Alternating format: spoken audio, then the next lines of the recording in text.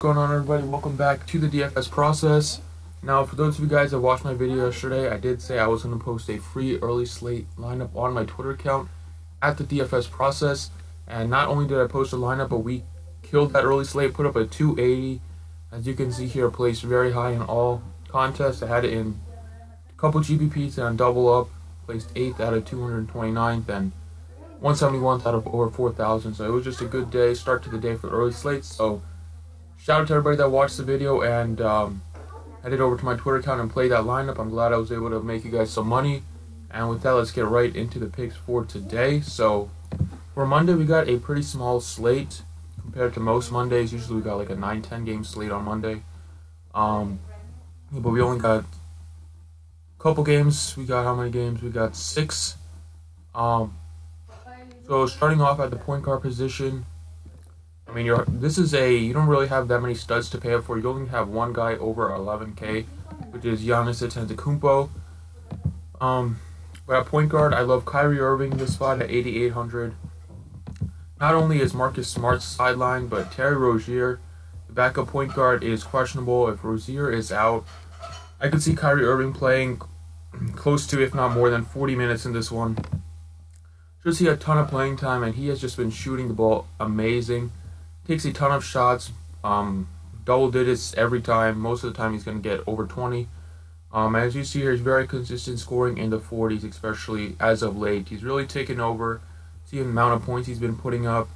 If he can get a couple more steals in there, man, he's going to be having a big game once in a while, like that 60-point performance. And he went off against this Denver team earlier this season. Put up a 51 spot against them. I think that is very reasonable, given how bad Denver is against point guards, how bad of a defender Jamal Murray is. So I love Kyrie Irving at 88. I think he's in a great spot to get, or at least 45, close to 50, if not more than 50. So yeah, Kyrie Irving is my favorite point guard on the slate. Moving over at shooting guard, this is a guy that I think a lot of people will overlook because of the matchup, and that is Gary Harris at 61. Price drop on Gary Harris. You always like the price drops. Back down to 61, which is very reasonable for a guy that, as you see here, takes a ton of shots, plays a ton of minutes. It is a tougher matchup against the Celtics, but the Boston's best defender, Marcus Smart, is out. Jaylen Brown is not as good of a defender as Smart is. And Gary Harris, just like Kyrie Irving, he also went off in this one of these two teams played earlier this season. So I think it can be a little back and forth between Gary Harris and Kyrie Irving. I even like Jamal Murray in this game at his price tag, but he came off the bench last game because he violated a team rule. I don't know if that's just a one-game thing or it might be a couple days of punishment, so we'll see when we get closer to lock. But Gary Harris at 61, earlier this season he put up a 53 spot, had his best game of the season against this Celtics team, going for 36.6 assists, 2 rebounds. In this matchup at home, he does, he has really pretty similar road and home split, so you can't really see that taking advantage there. But as of late, he's been shooting the ball really well, averaging 32 DraftKings points, shooting the ball 50%, or averaging, well, that's only show the last game there, but 61, I think Gary Harris is a really solid play. Let's go on to small forward. At small forward, I like, not a ton I like as of now. Hopefully we'll get some injury news before lock. We probably will, though. But right now I am looking at Thaddeus Young at 57. Thaddeus Young is still going to see over 30 minutes as his team starting power forward. Most of the time, he's pretty consistent, getting in the 30s. And his price is at 57, so it's a pretty reasonable price tag for a guy that does have close to 40-point ceilings.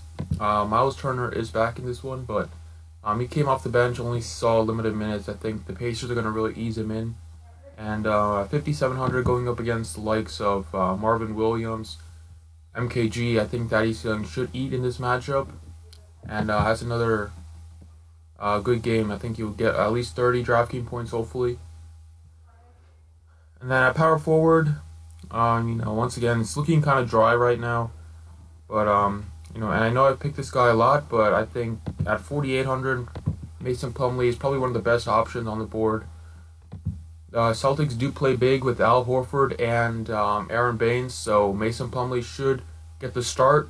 And when he's been getting the start, he's been playing close to 30 minutes. Pretty consistent here. Only scored 6 points, which is a down in his last game. But I think he has a good shot to get a double-double in this one at 4,800. Going up against the Celtics team where you can still kind of take advantage of them in rebounding. I think Mason Plumlee at 4,800 is a nice value play as of now. Other guy you can look at is Jarrell Martin without JaMychal Green still out. I think Jarrell Martin makes a lot of sense. But right now, everything's just dry. Nothing's really standing out to me. Hopefully, we'll get some injury news that will make some things easier. But right now, I think there's a lot of different ways you can go. And at center, Dwight Howard is priced all the way up to 91. But that's definitely warranted looking at his production as of late. Super consistent. And just look at the amount of blocked shots he's been getting lately. 4, 7, 3, 6. So that is just incredible. Dwight Howard at 91, I think, is my second favorite center just because of his price tag. I don't like him that much. Right now, I love Marc Gasol primarily because Tyreke Evans is still questionable. And if Tyreke Evans misses the game, Gasol's going to have to take over the offense like he did the last game, where he went for 58 DraftKings points with a triple-double, 13, 12, and 10.